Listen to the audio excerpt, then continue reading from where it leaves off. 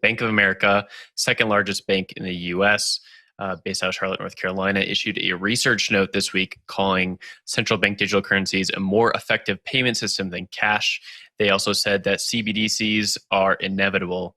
They kind of dove into a few different aspects around CBDCs, which we've gone through on the show a few times, such as private stable coins versus CBDCs. And you can even get into like decentralized finance stable coins where they're backed by like a myriad of assets. So lots of different stable coins out there. But they're just kind of noting again some of like the past thoughts around CBDCs. Central banks are all looking at them, but they're all moving very slowly when it comes to CBDCs because they want to be careful with it. Of course, there's always this notion of China kind of pushing ahead a little faster than everyone else with their CBDC, and will that lead to some conversations around the dollar's reserve status? Interesting to see that Bank of America is continuing with this research note. Kind of follows on some other research notes from other banks. They're not shy with this topic. They're more interested than ever. Maybe that's just because we're at in the Bitcoin bull cycle right now. But I want to throw this over to Naomi. Keep seeing a lot of these notes.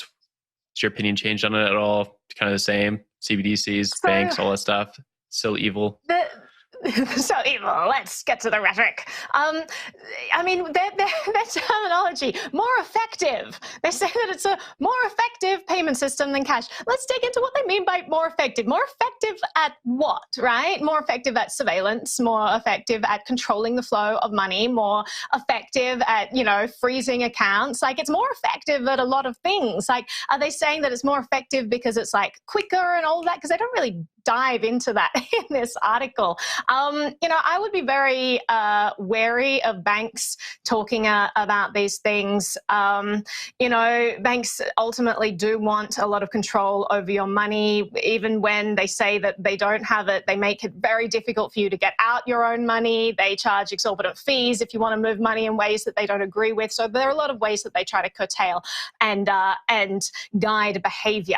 And so I think that, it is going to be much more effective for them to do this with digital and programmable money. I think that's absolutely correct. I'm not excited about all of this. I mean, it is interesting that Bank of America is also talking about this, because we've talked about, central bank digital currencies from the central bank point of view around the world, and governments saying that this is something we want. And it's sort of been almost at odds with banks in a way, because if you can have the central bank dealing directly with consumers, you don't really need the banks as this throughput, as these middlemen, and it gives the central banks more control. But a lot of central banks around the world have started to ease concerns of banks by saying, no, we'll make sure that you're made necessary, and don't worry, we'll hold up this cartel that you have, and we'll make sure that it continues. But it's just like interesting to watch this narrative play out, and then to see Bank of America kind of come on board here. But Ben, I'm going to throw to you for your thoughts.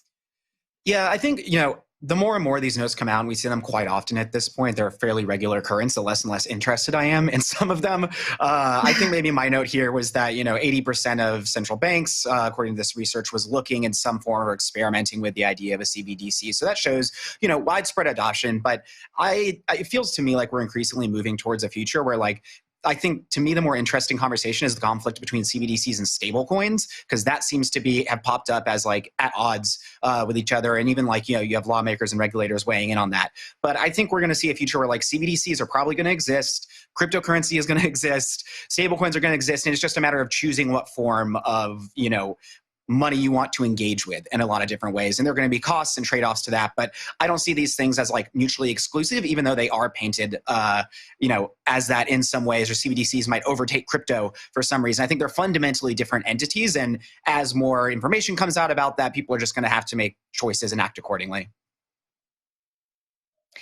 I agree with Naomi. When I read the article, I was like, more effective for who? And I just want to read one sentence from it. So the paper said that CBDCs qualified as money by allowing store of value and being a unit of account and means of exchange, differentiating them from cryptocurrencies that do not meet this criteria. Which was interesting to me. I mean, I can think of a few cryptocurrencies that maybe do meet that criteria. But for me, these reports that come out, I think really confuses people who are not engulfed in the industry the same way we are. We can read these with a critical mind, and there are a lot of people out there who are still just really trying to make sense of all of the information that's being flung at them every day. And so it's really unfortunate that reports come out like this, and it could change someone's mind on using crypto in the future, and maybe make them only see one side of the coin when it comes to CBDCs. I mean, look, I can spend my coin. Doge at Burger King in Brazil, so I don't know what they're talking about there. Just to wrap up the conversation there, I think it's interesting to look at our last story and see Uniswap becoming the plumbing for these active financial products. And then you have CBDCs that are like planning still and like thinking about what they want to do. There's very two different worlds going on here right next to each other. Yeah, absolutely. It's central bank digital currencies, man. I am not looking forward to this at all. So if you are watching, you're a newbie, as Jen said, you're trying to figure this out.